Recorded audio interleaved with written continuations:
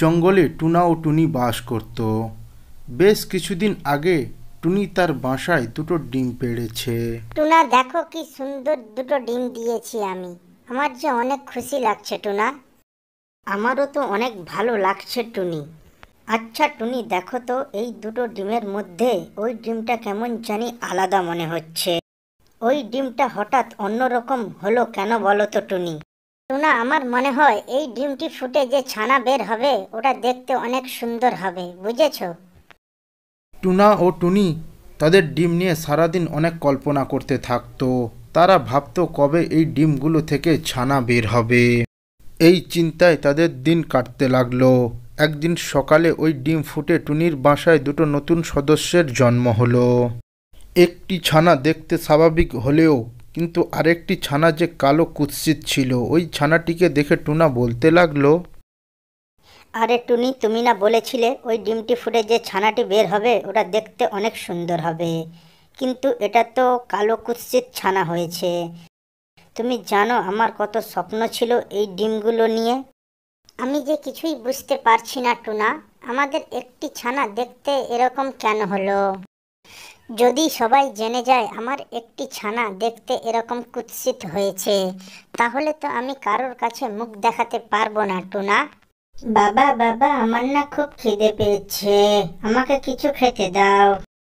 আহারে আমার সোনা ছানা, তোমার খিদে পেয়েছে?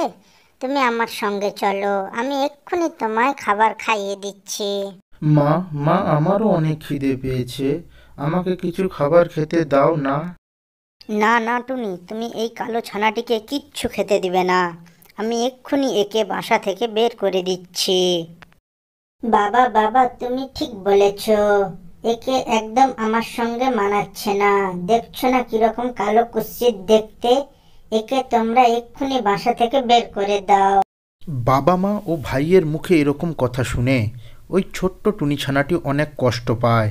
ও বলতে থাকে, আমি কালো হয়েছি বলে তোমরা আমার সঙ্গে এমন করছো কেন বলো? মা মা তুমি আমাকে বাসায় গরম জায়গায় থাকতে দাও, আমার যে খুবই ঠান্ডা লাগছে।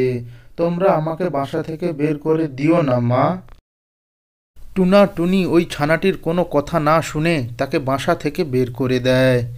ওই ছানাটি একটি গাছের নিচে বসে কাঁদতে কাঁদতে বলতে লাগলো, আজ আমি কালো দেখতে হয়েছি বলে আমার বাবা মা আমাকে আজ বাসা থেকে বের করে দিল।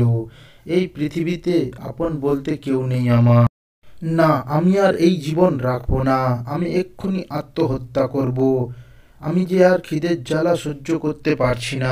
আমি পাখিদের নোংরা ডাস্টবিন থেকে খাবার কুড়িয়ে খেয়েছি, আর এখন কোনো খাবারই খুঁজে পাচ্ছি না। আমি খিদের জ্বালায় মারাই যাব। যে জীবনে বাবা মায়ের ভালোবাসা নেই সে জীবন রাখার থেকে না রাখাই ভালো। আমি এখন মরেই যাব। আমি মারা গেলে যদি সবাই ভালো থাকে তাহলে আমি তাই করব। এই সব কথা ভেবে টুনি ছানাটি নদীর পাড়ে গেল, নদীর জলে ডুবে মরবে বলে। নদীর পাড়ে একটি শেয়াল দাঁড়িয়েছিল। শেয়ালটি টুনি ছানাটিকে দেখতে পায়। ও বলতে থাকে, আরে আরে আরে, আজকে সূর্য কোন দিক দিয়ে উঠলো? খাবার যে আমার কাছে চলে আসবে এমনটা তো আমি কখনো ভাবিনি। কি কচি ছানা রে বাবা, যাই যাই ওর কাছে, ওকে ধরে খেয়ে ফেলবো। এই সব ভেবে দুষ্টু শেয়ালটি টুনি ছানাটির দিকে এগিয়ে গেল। শেয়ালটিকে দেখে টুনি ছানাটি বলতে লাগলো, এ কি শেয়াল মামা, তুমি আমার দিকে এগিয়ে এলে কেন? তুমি কি আমাকে খেয়ে ফেলবে নাকি? এটা কি তোকে বলে দিতে হবে? কিন্তু তোকে দেখে মনে হচ্ছে তোর মনটা ভীষণ খারাপ। তুই এখানে মরতে এসেছিস। কি হয়েছে বল তো আমাকে শুনি। আমার মনে অনেক কষ্ট। আমার বাবা মা আমাকে একটুও ভালোবাসে না, তাই এই জীবন রেখে কি লাভ? আমার এই কুৎসিত চেহারার জন্য আমাকে বাড়ি থেকে বের করে দিয়েছে ওরা। তাই আমি আর বাঁচতে চাই না, আমি মরে যেতে চাই। তাই আমি এখানে এসেছি। আমাকে কেউ ভালোবাসে না, তাহলে আমি বেঁচে থেকে কি করব বলো তো? আরে আরে, এই ছানাটি তো দেখছি খুবই বোকা। যাক, ভালো হলো। আচ্ছা তুই একটা কথা ভাব, তুই আত্মহত্যা করার থেকে আমার পেটটা ভরিয়ে দিলে ভালো হবে, তাই না? শিয়ালের এইসব কথা শুনে টুনি ছানাটি বলতে থাকে, আসলেই ঠিক তো, আত্মহত্যা করার থেকে একবেলা কারোর খাবার হওয়া অনেক ভালো। যাই যাই শিয়াল মামার কাছে যাই, ও আমাকে খেয়ে নিলে ওর পেটটাও ভরবে আর আমার আত্মহত্যা করার ইচ্ছাটাও পূরণ হবে। এই সব কথা শুনে দুষ্টু শিয়ালটি যেই না টুনির ছানাটিকে খেতে যাবে, ঠিক তখনই নদী থেকে একটি জলপরী উঠে আসে। জলপরীটিকে দেখে শিয়াল ওখান থেকে পালিয়ে যায়। জলপরীটি টুনি ছানাটির কাছ থেকে তার কি হয়েছে জানতে চায়। সব কথা শুনে জলপরীটির খুবই মায়া হয় ও জলপরীটি বলতে থাকে, সত্যি তোমার অনেক কষ্ট, কিন্তু আজ থেকে আমি আর তোমাকে কষ্ট পেতে দেব না। এরপর ওই জলপরীটি তার জাদু শক্তি দিয়ে নদীর পাড়ে একটি ঘর বানিয়ে দেয় ও বলতে থাকে, তুমি আজ থেকে এই ঘরেই থাকবে, আর তোমার কখনো কোনো প্রয়োজন হলে তুমি আমাকে ডাকবে, আমি এসে তোমায় সাহায্য করব। এই বলে ওই জলপরীটি ওখান থেকে অদৃশ্য হয়ে যায়। তারপর থেকে টুনির ছানাটি ওই ঘরেই বসবাস করতে থাকে।